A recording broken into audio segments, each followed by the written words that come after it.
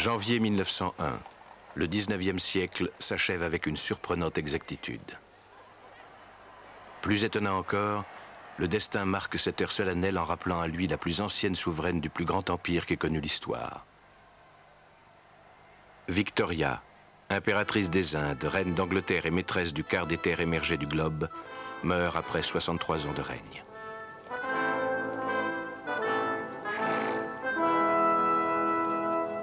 Deux empereurs et deux rois, 24 princes et 13 altesses royales suivent son cercueil, sans oublier le président d'une France républicaine. L'Europe triomphante, celle de la révolution industrielle et médicale, celle de l'expansion coloniale et du rayonnement culturel, s'est rassemblée comme pour célébrer la fin d'un siècle de prodigieux essor.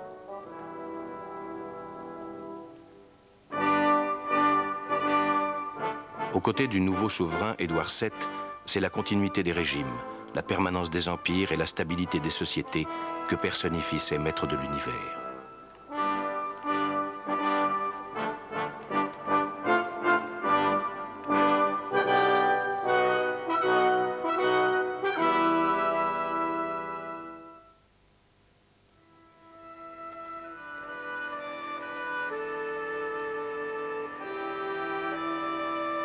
Le monde de 1900, surtout hors d'Europe, ressemble encore beaucoup aux sociétés d'autrefois, organisées autour d'un monde paysan, immobile et silencieux.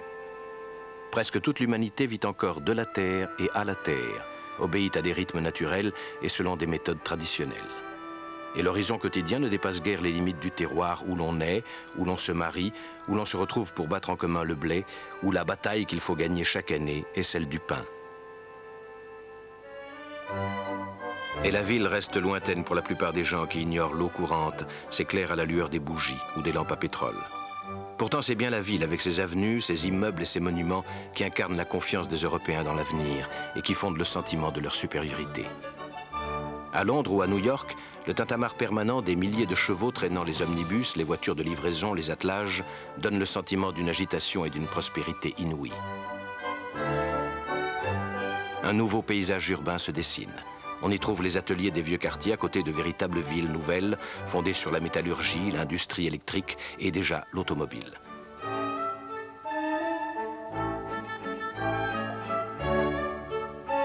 Le mythe d'une belle époque se forge. Il y a eu le tramway, l'automobile. Ensuite, on est arrivé à l'astronautique et aux fusées. Mon siècle est vraiment très intéressant. Je suis contente d'avoir vécu ce siècle. Le travail et le succès paraissaient aller de pair en ce temps-là, ce qui n'empêchait pas les gens de croire que chacun avait une place naturelle dans la société. Même les distractions semblaient cloisonnées. Au café-concert du Populo répondaient les réceptions mondaines ou les après-midi aux courses, avec chacune leur rite, leurs vêtements, leur langage. Mais derrière ce décor splendide et rassurant, la réalité est autrement plus rude. La belle époque, c'était pour les riches. Hein, les gens qui pouvaient s'habiller, qui pouvaient bien manger, que tout. Seulement l'ouvrier mangeait la ratatouille à couenne. Hein? C'était pas la belle époque pour tout le monde.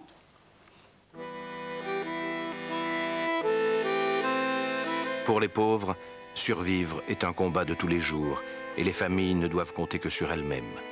Si on est sans travail ou sans domicile, on ne reçoit aucune aide de l'État.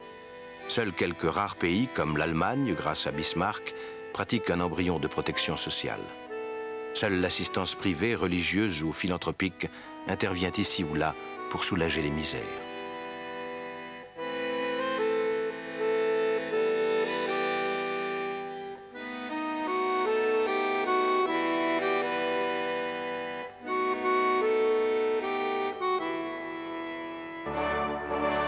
En contraste, les expositions universelles sont l'occasion de célébrer la cohésion des grandes nations, leur prospérité et leurs espoirs, en particulier à l'approche du siècle nouveau.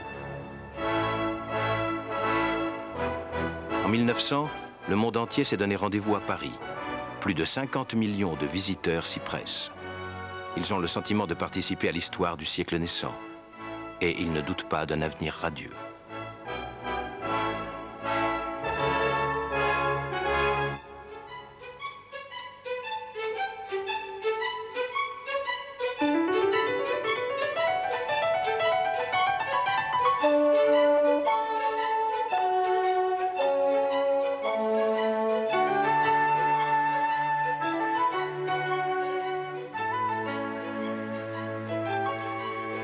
Ce n'est pas seulement à la naissance d'un Paris moderne flambant de l'électricité qu'ils assistent, mais au spectacle du monde d'1 milliard d'habitants, résumé entre le Grand Palais et la Tour Eiffel.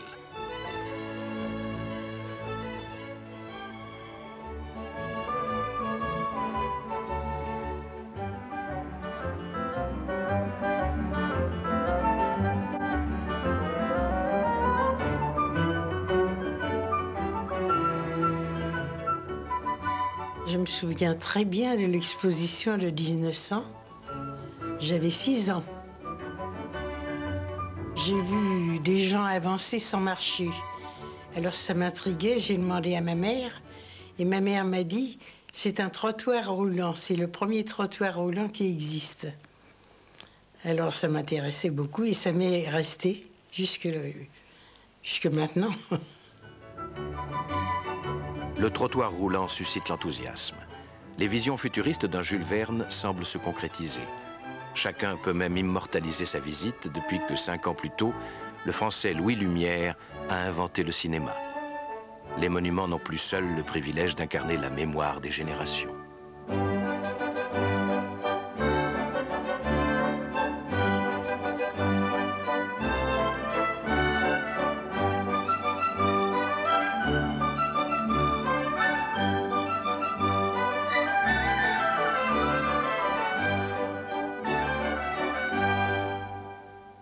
En découvrant les pavillons des 5 continents, l'homme de 1900 se donne le plaisir de comparer la puissance industrielle allemande ou le génie inventif des Américains, promoteurs de l'énergie du futur, l'électricité.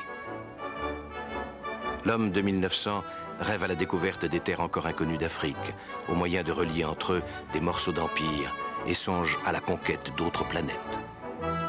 Il espère que ces machines réduiront la peine des hommes, lui économiseront des forces et, pourquoi pas, l'aideront à vivre plus longtemps. Il a oublié les rivalités économiques, le souvenir des guerres et des massacres. Les hommes de 1900 croient que le XXe siècle sera l'Eldorado. Qu'est-ce qui pourrait bien troubler cet optimisme? À l'Expo de Paris, comme lors des funérailles de Victoria, la longue cohorte des peuples colonisés, Maharaja en tête, témoigne d'un ordre international enfin assuré. Ce ne sont pas la guerre des Boers à la pointe extrême de l'Afrique, ni la révolte des Boxers dans une Chine méconnue qui vont inquiéter les Européens. Ne sont-ils pas en paix depuis 30 ans? Les Britanniques ne doutent donc pas plus de la supériorité de la race blanche que de la leur en particulier.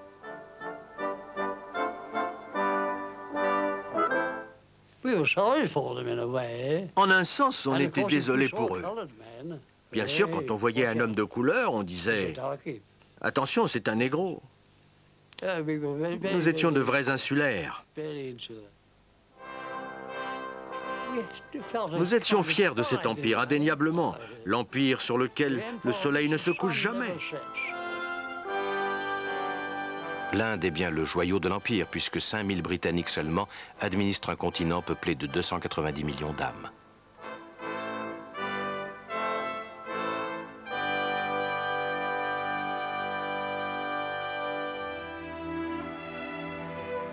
L'Afrique n'échappe pas non plus à la domination européenne.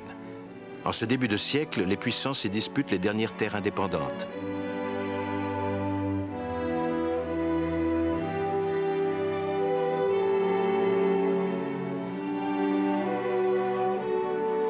En particulier au Maroc, où en 1912, le général Lyautey entre à Fès, achevant ainsi de constituer pour la France le deuxième empire du monde, vaste de 10 millions de kilomètres carrés et peuplé par 45 millions d'habitants.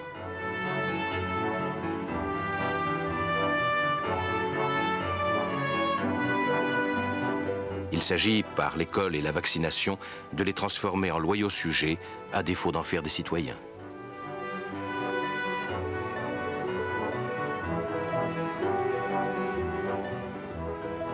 Même la Chine, le plus vieil empire de l'histoire, où vit un quart de la population du globe, se trouve presque colonisée. Son indépendance est fictive depuis qu'en 1900, un corps expéditionnaire international a maté la révolte des Boxers, les mercenaires de l'Empire, signe que les Européens savent oublier leurs dissensions pour se partager le gâteau chinois. En 1911, la dynastie mandchoue est détrônée, victime de son impuissance, et la République est proclamée. Dans le peuple, personne n'était heureux. Quand Sun Yat-sen a déclenché la révolution, la vie est devenue meilleure. L'empereur avait abdiqué, le pays n'était plus à sa botte, tout le monde se réjouissait de la révolution. Les gens étaient enfin libres. En fait, la révolution est confisquée par des généraux et la Chine s'enfonce durablement dans l'anarchie et la guerre civile.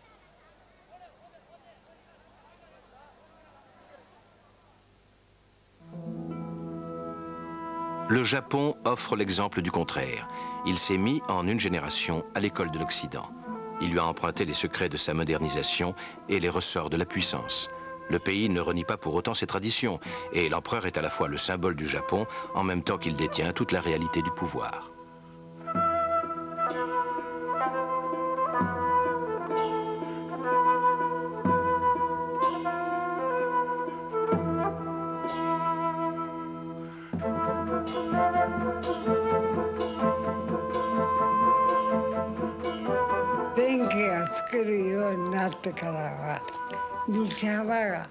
Ils ont élargi les rues. Avec l'éclairage électrique, la ville est devenue plus vivante le soir. Les Japonais copient jusqu'à la mode vestimentaire des Occidentaux, symbole de la modernité plus encore que de la réussite sociale.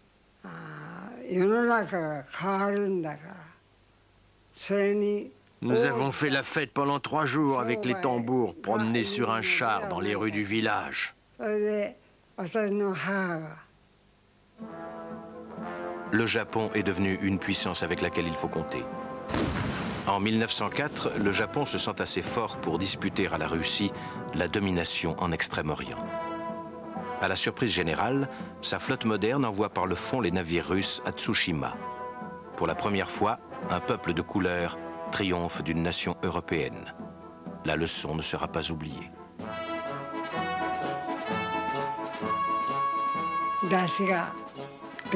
Le Japon avait remporté une grande victoire contre la Russie et nous n'avions plus peur des étrangers.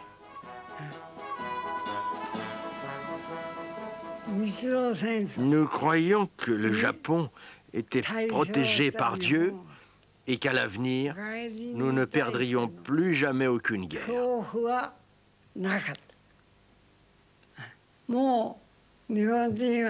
C'était aussi simple que ça, nous n'avions plus peur des étrangers.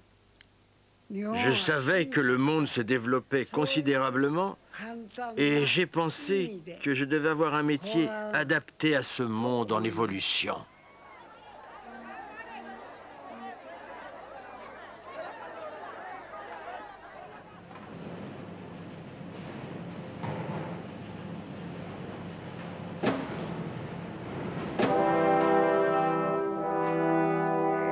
Pour avoir ignoré cette montée en puissance, les Russes sont les premiers à en payer le prix, malgré leurs 90 millions d'habitants.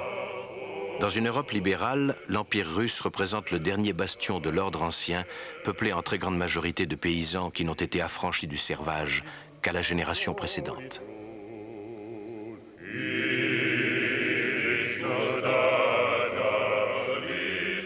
Sergueï Boutsko est né dans un de ces villages de la Russie blanche.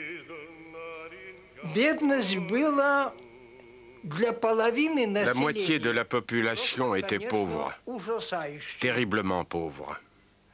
Le propriétaire foncier, le maître de notre district, vivait à Varsovie.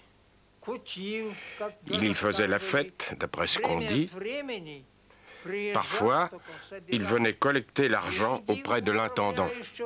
Et puis, il repartait à Varsovie. Pas de vie politique. Tout le pouvoir est entre les mains d'un tsar qui proclame « Que nul ne l'ignore, je maintiendrai sans défaillance les principes de l'autocratie ». Au service d'une dynastie dont on s'apprête à célébrer le tricentenaire, il y a une bureaucratie centralisée, une armée fidèle et le soutien de l'Église orthodoxe.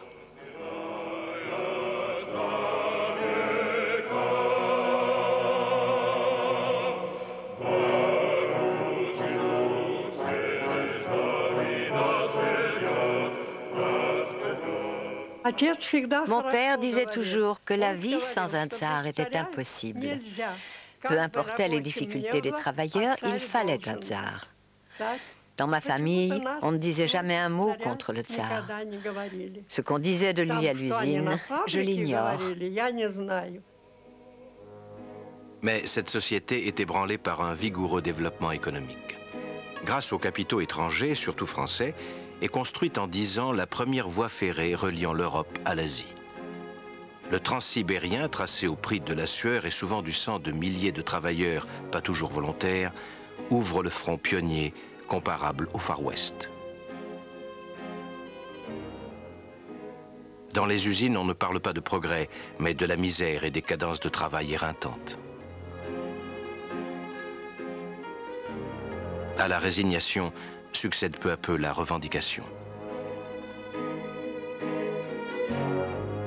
Max Kleinman en est le témoin.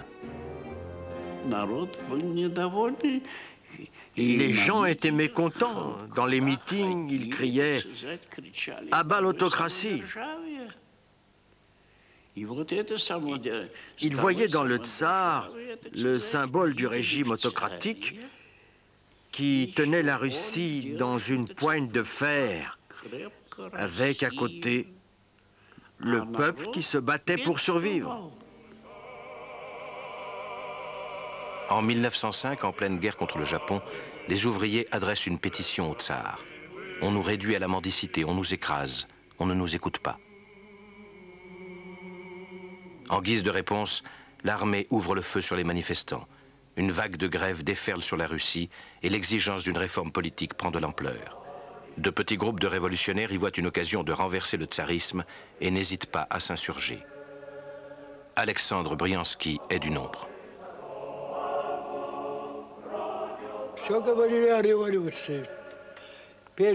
On parlait tous de la révolution et on chantait. Frères et compagnons intrépides, nous marchons d'un même pas. Nos esprits vont s'affermir dans la lutte pour l'union fraternelle, la vie et la liberté. Nous nous engageons corps et âme.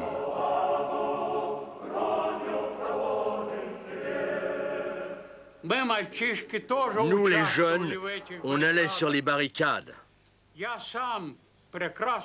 Je me rappelle comment on renversait les tramways tirés par des chevaux.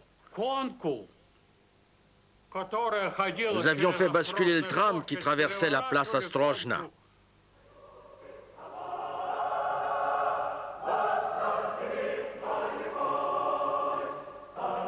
En octobre, le tsar est contraint d'accorder une constitution et l'élection d'une assemblée législative, la Douma. Les peuples européens, perplexes, s'interrogent sur l'avenir d'une nation qui semble écartelée entre le passé et l'avenir.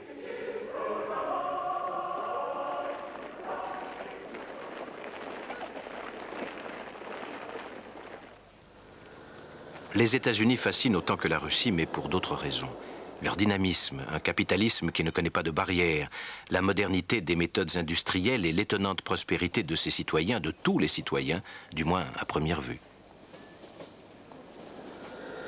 Du métro aérien aux chemins de fer transcontinentaux, dans leur progression vers l'ouest, les Américains ont désormais la maîtrise de tout leur territoire, vaste comme un continent.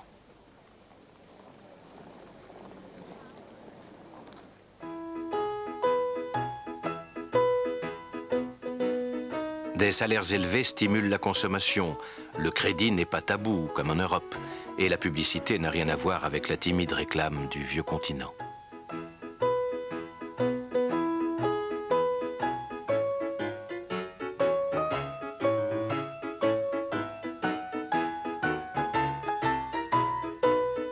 Dans la recherche du confort, les maisons que se construisent les Américains n'ont plus rien à envier à l'excellence anglaise. En 1900, mon père construisait une maison. Le gaz et l'électricité commençaient à être utilisés très largement. Il a donc demandé au maître d'œuvre ce qu'il devrait faire installer, le gaz ou l'électricité. On lui a répondu, le gaz sans hésitation, l'électricité c'est une mode, ça ne durera pas. Alors on a eu le gaz. L'électricité s'installe dans la vie quotidienne des Américains quand elle reste un luxe partout ailleurs. On s'en sert même pour lancer de nouvelles attractions, comme dans le parc de Coney Island, à portée de voiture de New York. Pour des millions d'Américains de fraîche date, les lumières de la ville restent les inaccessibles signaux d'un monde pourtant déjà meilleur.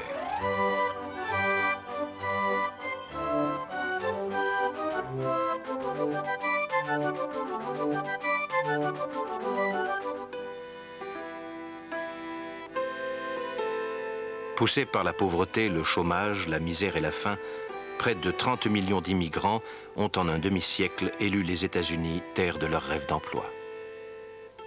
Ces fils de paysans à qui l'on n'offre ni terre ni travail quittent des campagnes surpeuplées et partent pour les États-Unis avec leur seule richesse, leurs bras.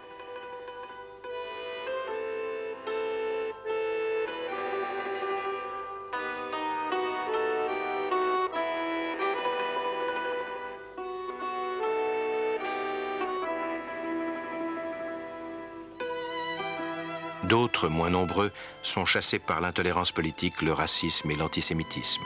Ainsi, les Juifs de Russie ou de Roumanie fuient les pogroms et les persécutions.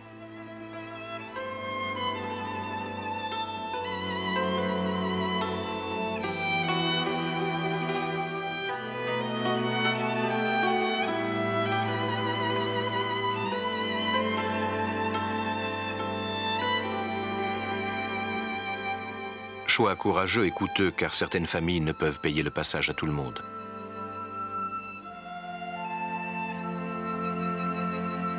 Nellie Gillenson doit ainsi abandonner ses parents en quittant l'Italie pour New York au début de l'année 1910. Je n'oublierai jamais les adieux avec ma mère. Elle me serrait très fort dans ses bras et moi aussi je la serrais fort. Les gens voulaient me détacher de ma mère, mais elle ne voulait pas me lâcher. Pendant des années, à chaque fois que j'y ai pensé, j'ai pleuré. Mais je n'ai jamais revu ni mon père, ni ma mère.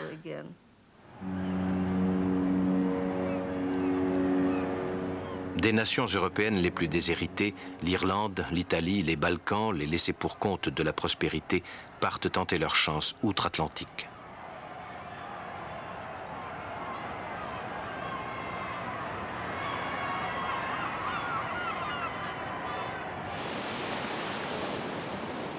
Le voyage était très pénible. Il ne se passait pas un jour sans que les passagers prient pour arriver en Amérique. Nous étions dans l'entrepont, un étage à l'intérieur du bateau. Nous avions des couchettes doubles. Ma mère et mon petit frère dormaient en bas, et nous, les plus grands, dormions au-dessus.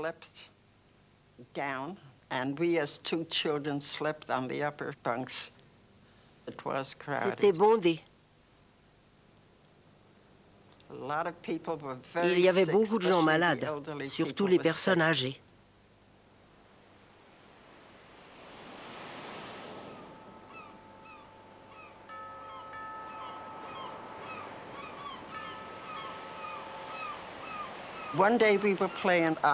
Un jour, nous étions en train de jouer sur le bateau. Un marin balayait le pont. Soudain, il s'est mis à hurler. Il montrait quelque chose du doigt. Il parlait une langue que je ne connaissais pas.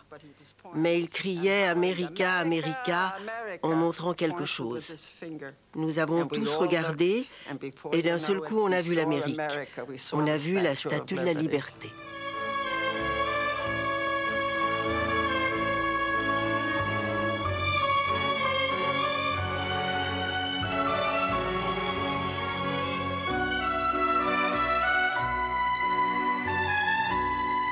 Tout le monde criait et chantait. C'était le bonheur.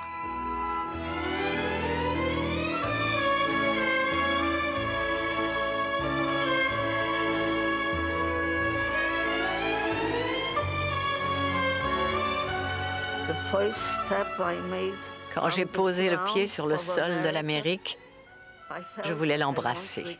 J'ai dit « Dieu bénisse l'Amérique ».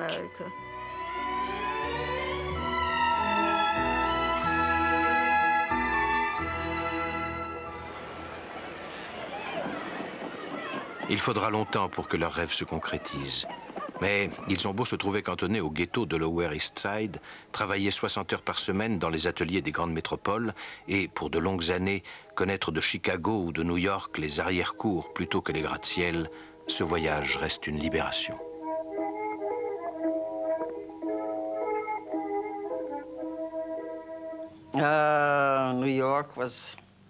New York, à cette époque-là, c'était le paradis. Signe de ces temps meilleurs, les représentations de cinématographes où se trouvent rassemblés immigrants de la veille et américains de souche, communiant dans le même plaisir de ces scènes de la vie quotidienne, tournées en ridicule par le génie d'un Max Linder. La jeune Amy Sears découvre cela en 1903. J'étais aux anges. Je disais, regarde, regarde. J'étais assise sur les épaules de mon père et je regardais. Oui, c'est bien celui-là. Qui vous oblige, bel enfant, à être... Sur sa main et commence à frotter. Et plus il frotte, plus les cheveux poussent. Et il se retrouve avec une magnifique tignasse. J'étais vraiment aux anges.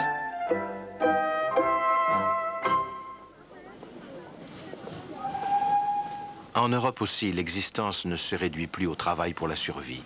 Anglais et Français découvrent les loisirs. Ce temps n'est pas si vide, mais rempli par le plaisir. Enfin, j'ai le souvenir de ce train-là parce que j'avais quand même en 1905, j'avais 9 ans. Donc je me souviens, oh, c'est tout à fait ça. Les femmes avec leurs chapeaux, on était toujours coiffés. Alors ça descendait sur les quais, ça bavardait, etc. Et c'était prêt à rejoindre toujours rapidement, de rejoindre rapidement la plage. Voilà. L'essentiel, c'était d'aller à la mer.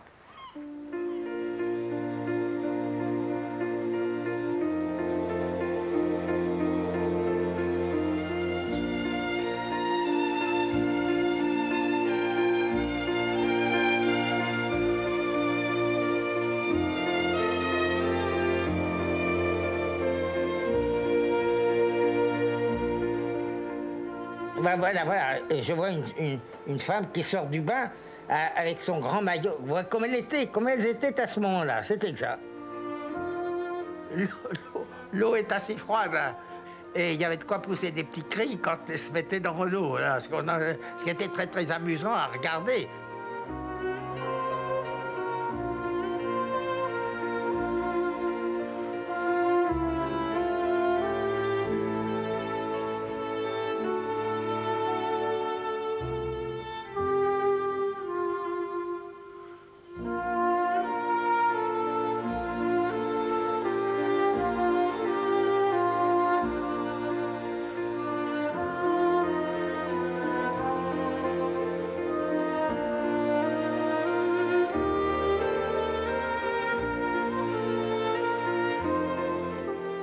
Même les exploits de la technique deviennent matière à distraction. Plus encore que l'automobile, la conquête de l'air fascine les foules. À l'été 1909, Jeanne Plouvin est un témoin privilégié de l'exploit de l'aviateur Louis Blériot qui franchit la Manche. C'était un événement, hein. Quand nous avons su que Blériot allait partir, tous les enfants du quartier, tout le monde, les grands, les petits, tout le monde s'est rassemblé dans une plaine. On avait coupé les blés, et alors on était là dans les champs de blé, mais derrière les cuves à pétrole. Parce qu'on n'avait pas eu le droit d'approcher. Hein. Ah non, mais écoutez, ça aurait été trop dangereux. Farman et Breguet avaient donné l'exemple, mais traverser la Manche, c'était dominer les contraintes de la géographie au risque de sa vie.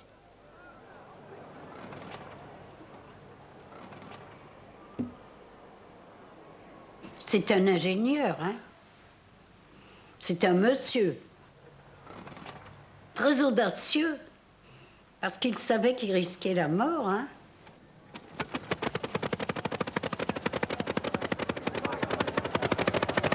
On a entendu le bruissement du moteur.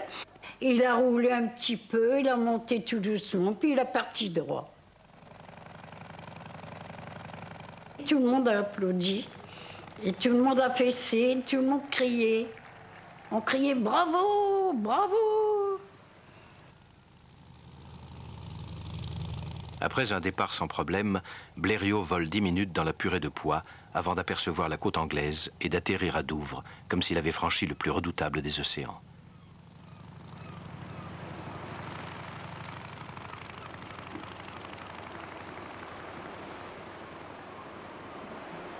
Des deux côtés de la Manche, l'enthousiasme populaire est à la mesure de l'événement et Blériot est accueilli triomphalement à Calais lors de son retour. Blériot a réussi la traversée, Blériot a réussi la traversée. Ça se criait sur les boulevards partout. Et ça a été une joie immense quand on a su qu'il avait atterri sur les falaises d'Angleterre. Tout le monde a applaudi, tout le monde était heureux. C'était une victoire française, hein. Chaque avancée de la science contribue autant à exalter l'optimisme général en faveur du progrès que l'amour-propre national. Lorsque les Britanniques mettent à flot le plus grand paquebot de tous les temps, le Titanic, tout le monde s'extasie sur ce navire insubmersible, produit de la meilleure technologie navale.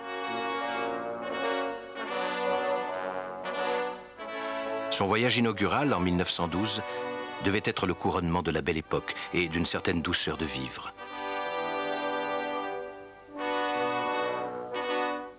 Le naufrage du Titanic, après avoir heurté un iceberg au large de Terre-Neuve, allait faire ressurgir les peurs ancestrales de la course au progrès.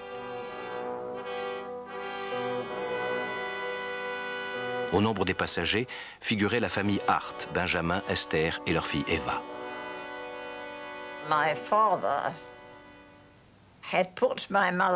Mon père nous a mis, ma mère et moi, dans un bateau de sauvetage. Il m'a dit: sois gentille et tiens bien la main de ta maman. Et j'étais sûre qu'il allait suivre. N'importe quel enfant qu'on porte et qu'on met dans un bateau, comme ça, pense que son père va le suivre. Mais il n'est pas venu. De son canot de sauvetage, Eva assiste à l'engloutissement du Titanic.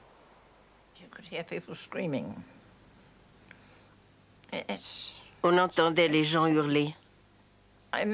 C'est un son affreux. Peu de temps après, je me souviens, j'ai parlé à ma mère des cris, des gens qui hurlaient. Et je m'en souviendrai toujours, elle m'a dit: oui, mais te souviens-tu du silence qui a suivi? Et je m'en souviens. Ce silence m'a beaucoup frappé. Je me souviens, il y avait l'univers, la nuit étoilée, et ces gens qui hurlaient, qui se noyaient. Ça, c'était le pire. Et puis, ce silence indescriptible.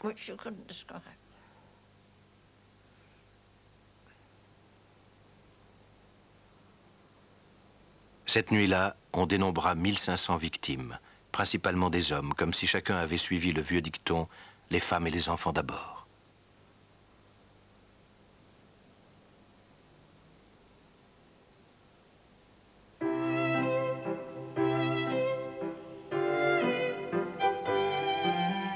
Dans l'imaginaire du temps, la femme est généralement cantonnée au foyer ou à la frivolité mondaine.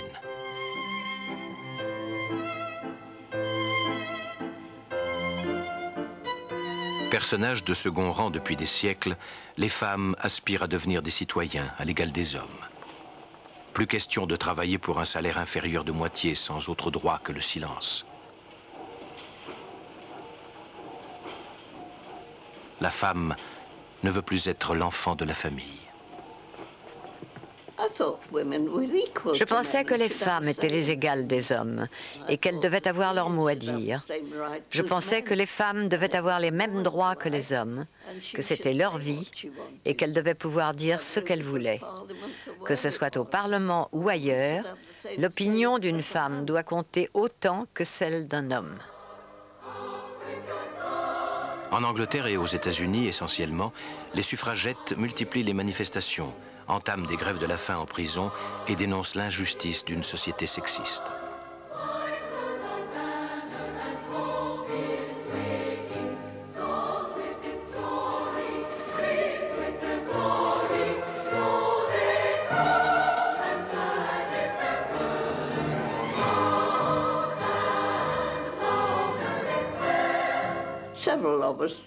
Avec quelques autres qui voulaient le droit de vote pour les femmes, nous nous retrouvions sur la place du marché et on faisait des discours. À l'époque, si on faisait trop de tapage, la police arrivait et nous dispersait. Mais ça ne nous empêchait pas de dire ce qu'on pensait. Par des démonstrations de plus en plus spectaculaires, elles visent à s'attirer la sympathie d'une opinion qui se dérobe.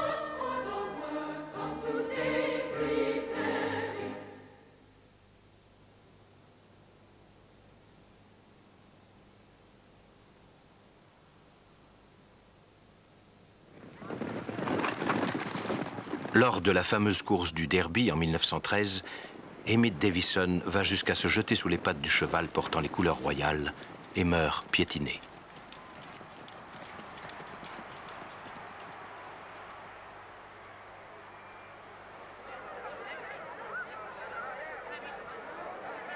La revendication féministe traduit une aspiration générale à la démocratisation de la politique comme des mœurs. Même les enfants acquièrent une dignité propre. On veut à la fois les protéger et les éduquer.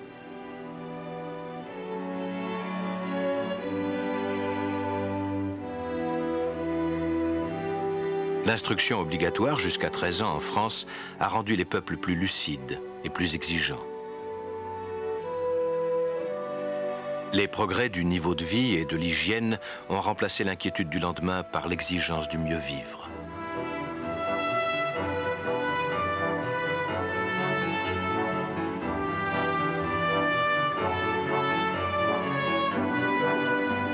La presse, par ses photos et les nouvelles venues du monde entier par téléphone ou par télégraphe, contribue elle aussi à cette extension de l'horizon culturel.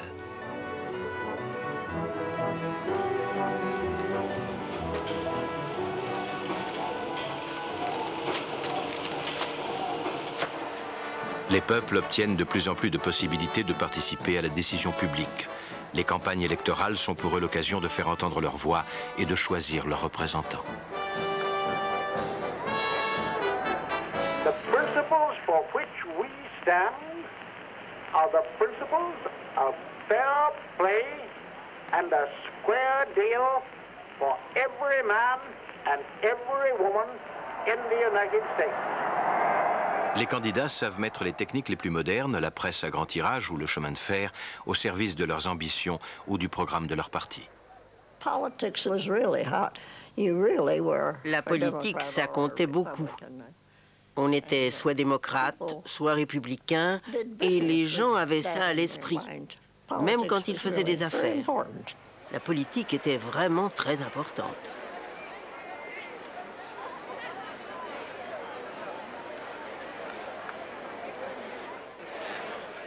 Conséquence logique de cette effervescence intellectuelle et de la croissance des effectifs ouvriers, le mouvement syndical recrute des troupes considérables. 7 millions de personnes, dont la moitié pour l'Allemagne et l'Angleterre, mais aussi 150 000 en Belgique et même 70 000 en Suisse. Leurs mots d'ordre sont simples, moins d'heures de travail, mieux payées. Ils trouvent le relais de partis politiques, radicaux ou socialistes, qui font de la défense et de la protection des travailleurs un de leurs slogans.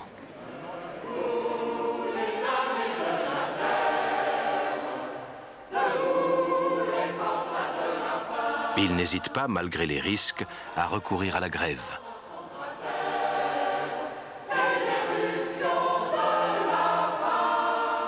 Celle-ci tourne souvent à l'épreuve de force, ce qui conduit parfois les gouvernements, comme en France, à réquisitionner les cheminots.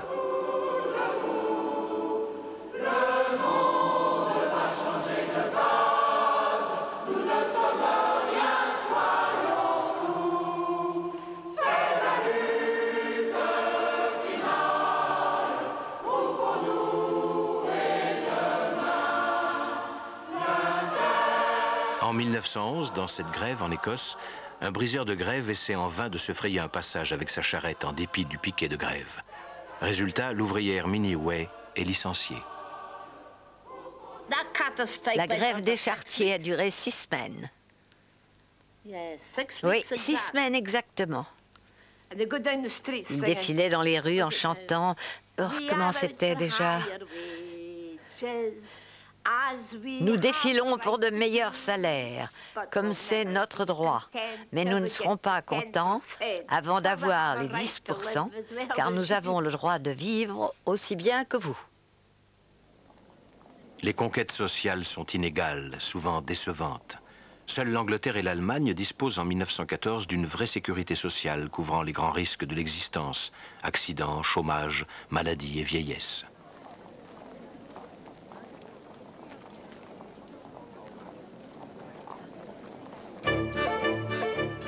Cette internationale ouvrière est profondément pacifiste. Elle ne peut s'accommoder des bouffées de nationalisme qui saisissent l'Europe. Après la crise marocaine de 1905, les empires centraux, Autriche, Hongrie et Allemagne, n'hésitent plus à multiplier les démonstrations de leur puissance. Au Moyen-Orient et dans les Balkans, ils pratiquent une stratégie de crise afin d'étendre leur influence tout autour de la Méditerranée. En réponse, Russes et Français favorisent des coalitions locales. On s'affronte par États interposés. La guerre est redevenue un mot jeune, paré des séductions de l'instinct belliqueux des hommes. Les Allemands étaient nos ennemis. On sentait le danger de guerre avec l'Allemagne, que l'Allemagne elle-même entretenait une armée puissante et qu'elle se préparait à faire la guerre. Et à faire la guerre d'abord contre nous, contre la France.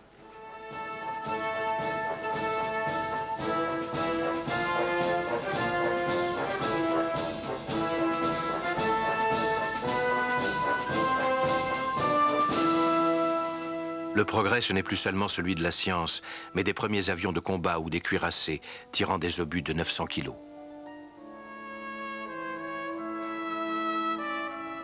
La course aux armements est déclenchée. C'est à qui mobilisera le plus d'armes et d'effectifs.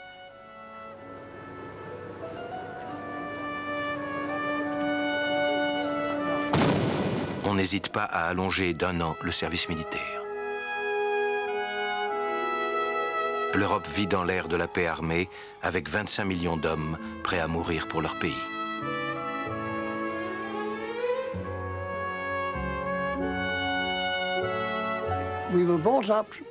On nous avait appris à écrire devoir avec un D majuscule. Et notre devoir était de servir Dieu et la patrie. Un point, c'est tout. Les systèmes d'alliance, qui étaient censés garantir l'équilibre des forces, sont prêts à servir d'engrenage. Il manquait un détonateur, ce fut Sarajevo et l'assassinat de l'archiduc héritier d'Autriche par un nationaliste serbe.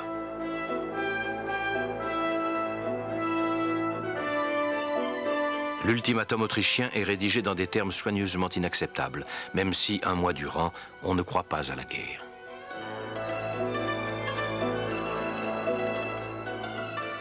À leur tour, les Russes mobilisent dans une atmosphère de résignation inquiète.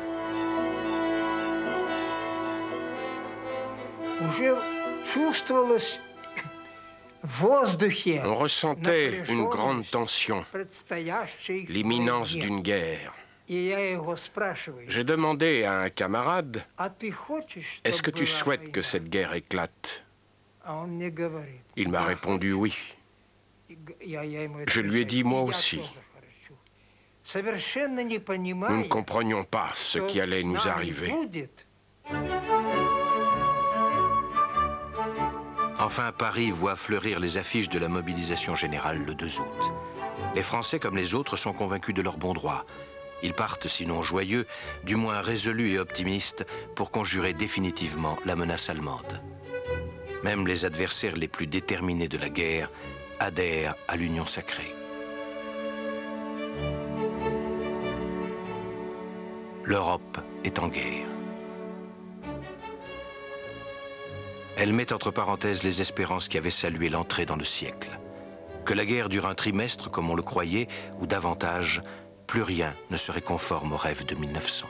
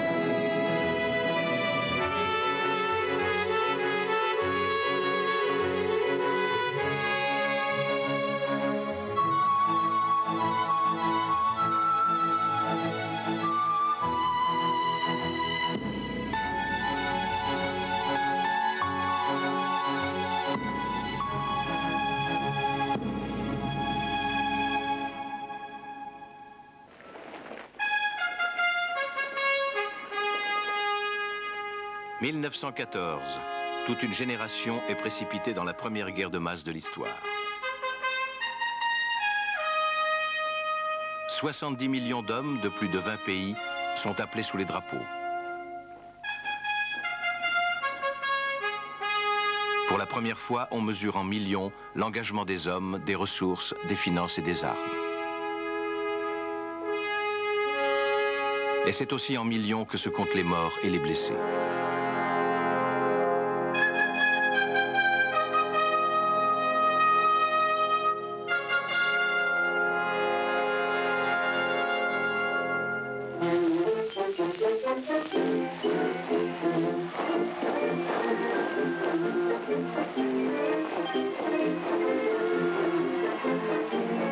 Quand la guerre éclate en août 1914, personne ne peut prévoir la suite des événements.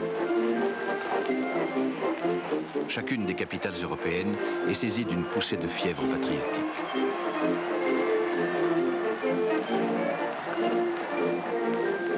Es war eine Hurra-Stimmung sondergleichen. Tout le monde était pris d'un enthousiasme frénétique. Tout le monde agitait des drapeaux. Les gens jetaient des fleurs aux soldats qui les plantaient au bout de leurs fusils. On leur donnait des cigarettes et du chocolat. Leur mère ou leur femme courait à côté d'eux. Et tout le monde chantait « Nous nous retrouverons au pays ».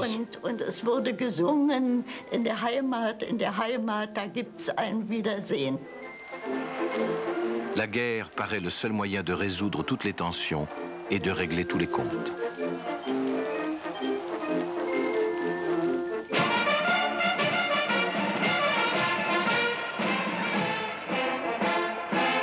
Les Français, qui depuis des années redoutent une attaque allemande, croient le moment venu d'en finir une fois pour toutes avec cette menace. Ah oui, oui, oui, on a cru que véritablement la Furia française véritablement allait faire des miracles. 48 heures à Berlin, rien ne nous étonnait. On n'a pas cru du tout à une guerre qui allait se prolonger et qui allait être aussi cruelle. Hein, oui. Non, pas du tout. Les peuples font confiance à leurs dirigeants pour mener une guerre rapide, victorieuse et profitable.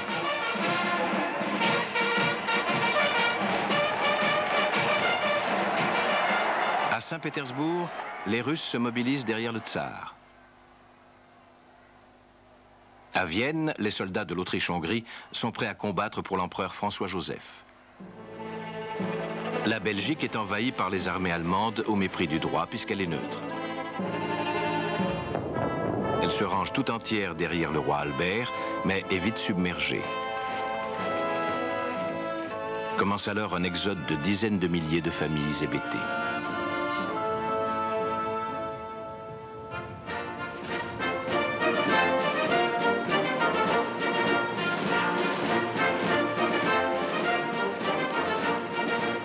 L'agression allemande jette la Grande-Bretagne dans la guerre parce qu'elle menace la sécurité maritime de l'île. Pour l'heure, faute d'armée permanente, elle fait appel aux volontaires qui répondent en masse. L'atmosphère était électrique. C'était presque incroyable. Nous étions tous très excités et prêts à nous engager. Tout avait été trop calme jusque-là. Le pays était submergé par tant de volontaires que le gouvernement n'a sans doute pas pu les incorporer avant un bon moment.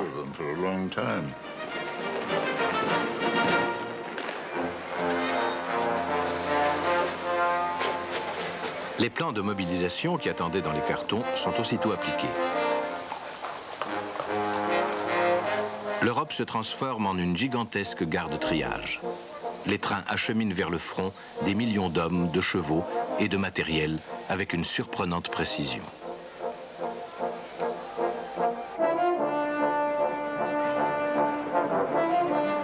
Les soldats quittent famille et travail. Tout est désormais sacrifié à la guerre.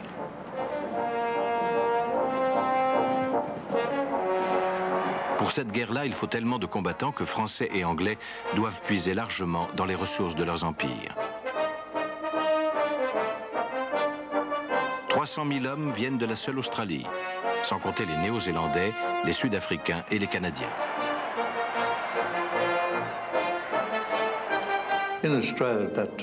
À l'époque, l'Australie faisait partie de l'Empire britannique et nous étions très loyaux envers l'Empire. Nous pensions que c'était notre guerre.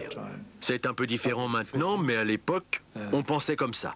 Et puis, si on restait au pays, les filles vous donnaient une plume blanche pour vous traiter de lâche. Alors, il ne fallait pas manquer ça. Une noria de paquebots transporte en Europe plus de 100 000 Indiens. À leur arrivée en France, on doit leur distribuer des sous-vêtements chauds. Chakunga venait d'un village situé à la frontière birmane. Je voulais participer à la guerre du gouvernement britannique. Je voulais voir les pays occidentaux de mes propres yeux. On nous avait dit que c'était des endroits très salubres.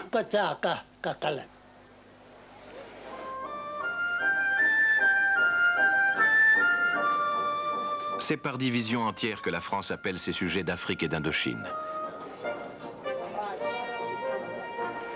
Au bout de quelques mois, ils forment des troupes aguerries, si bien que la fameuse force noire du général Mangin sera redoutée par les Allemands.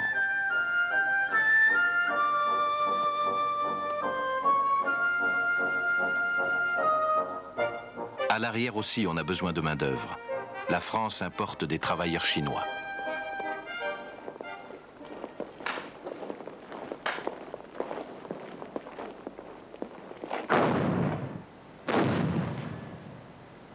Pour remporter la décision, les deux camps se livrent une impressionnante course aux armements. Les Français tablent sur leur canon léger, le 75. Les Allemands comptent sur leur artillerie lourde et surtout sur leurs 2500 mitrailleuses capables de tirer 600 coups à la minute. Rien d'étonnant à ce que la guerre mobilise d'emblée l'appareil industriel.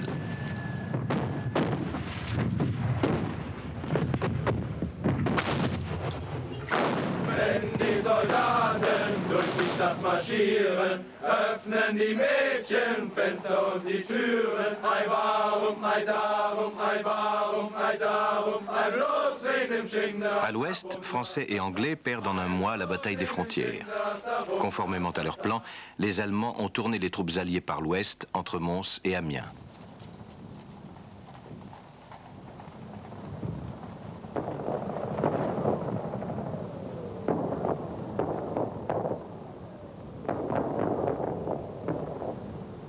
Et les cavaliers anglais, que l'on voit ici pilonnés par les canons allemands, sont bousculés comme les autres en quelques jours.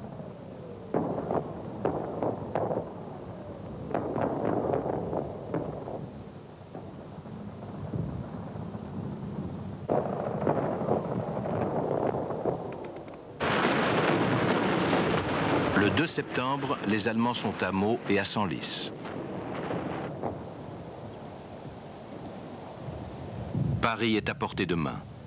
Ils choisissent de boucler d'abord l'encerclement des troupes anglo-françaises. Informés de ce mouvement par les repérages des aviateurs, les généraux Gallieni, défenseurs de Paris, et Joffre décident de contre-attaquer. Les lignes allemandes se sont distendues sur 180 km. Il faut frapper ce ventre mou qui est provisoirement devenu le flanc droit de l'armée allemande. Gallieni a alors le coup de génie d'utiliser les taxis de Paris pour faire monter en ligne des troupes fraîches.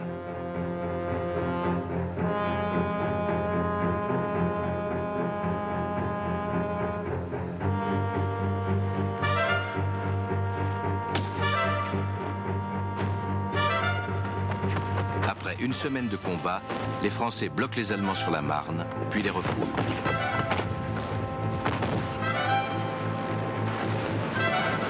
Ce sursaut est si inattendu qu'il paraît miraculeux. Après des tentatives réciproques de débordement de la mer du Nord à la frontière suisse, à la guerre de mouvement succède une guerre de position. Pour la première fois dans l'histoire, un front continu de 700 km met face à face des millions d'hommes englués dans une bande de terrain très étroite. La guerre d'usure a commencé. De chaque côté, on s'enterre dans des kilomètres de tranchées. weinen die Mädchen ihre Soldaten. La plus d'une année que dans les tranchées, nos petits soldats loin de tout le monde sont là-bas. Wenn im Felde blitzen, Bomben und Granaten, weinen die Mädchen ihre Soldaten. Entre les premières lignes et le commandement se développe tout un réseau dense de communication. Le téléphone rythme la relève des hommes, les approvisionnements en matériel et les ordres d'attaque.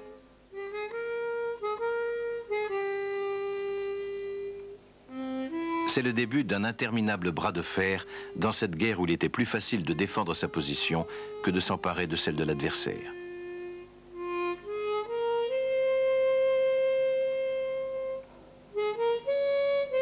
De part et d'autre des tranchées, séparées seulement de quelques mètres, on s'observe et on se guette.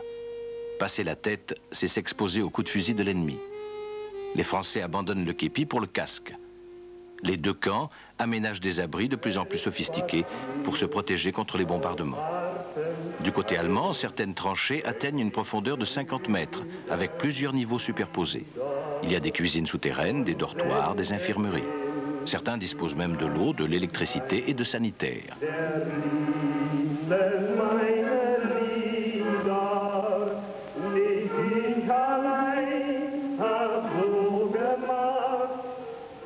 Chacun croit que l'ennemi est installé dans de meilleures conditions.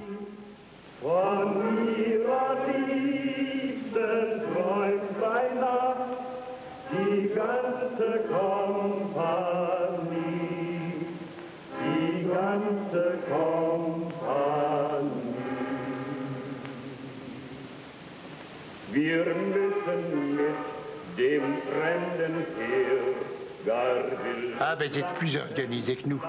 Ils étaient beaucoup plus travailleurs que nous. Alors, et puis eux, ils avaient fait, nous, dans nos états-majors, on était une armée offensive, tandis qu'ils voulaient rester là, et alors ils avaient fait des sapes, ils avaient fait des abris. Pépère, quand on avançait, comme en Champagne, on a trouvé des abris, ils vivaient 40, 50 là-dedans. Pénard, ils étaient à l'abri.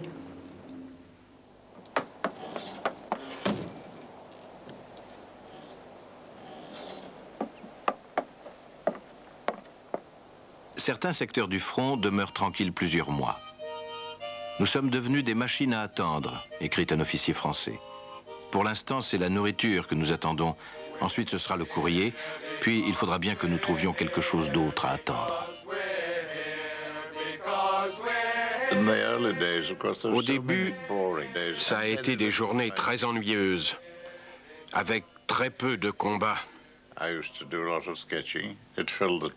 Je dessinais beaucoup, ça faisait passer le temps, et je m'inspirais de ce qui s'était passé la veille.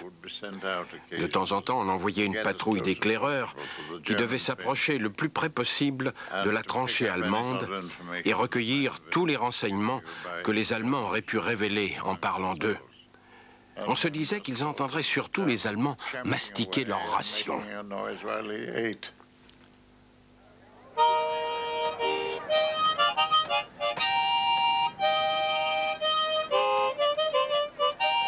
À l'arrière des lignes, des armées de bouchers, de cuisiniers, de boulangers travaillent pour le ravitaillement des combattants.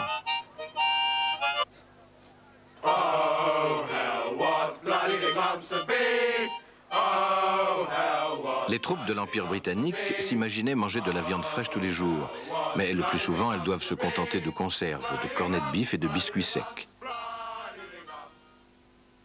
La nourriture des soldats allemands est plus pauvre encore. Ils ont au moins le pain de munitions, mais pour le reste, le blocus des ports allemands par les Alliés les oblige à se serrer la ceinture. Ils complètent leurs rations comme ils peuvent. Bien sûr, il y avait la faim toujours. On se faisait des tartines de pain noir avec du miel artificiel, mais ça n'était pas trop mauvais. Beaucoup de chevaux se faisaient tuer et on avait de la viande de cheval en quantité. C'était drôle, quand un cheval mourait, On le voyait passer entier et 10 minutes plus tard, il ne restait plus que les os parce que tout le monde mettait un morceau de viande dans sa poche pour le manger le soir ou le mettre dans la marmite à goulash pour le donner à celui qui nous faisait la soupe. Cette soupe, c'était presque uniquement des légumes secs et on appelait ça du fil de fer barbelé, tellement c'était dur. Mais si on ajoutait un morceau de viande de cheval, ça avait vaguement le goût de quelque chose.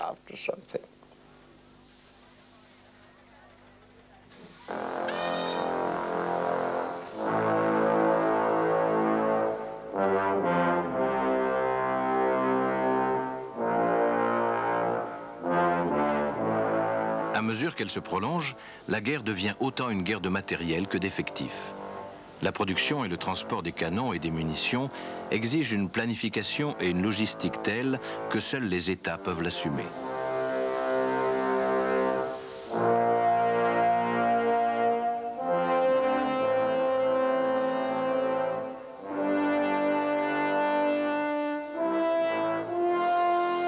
Les Français créent un ministère des armements. De leur côté, ce sont plus de 20 000 canons lourds que les Allemands alignent au paroxysme de la guerre avec un service complet de maintenance.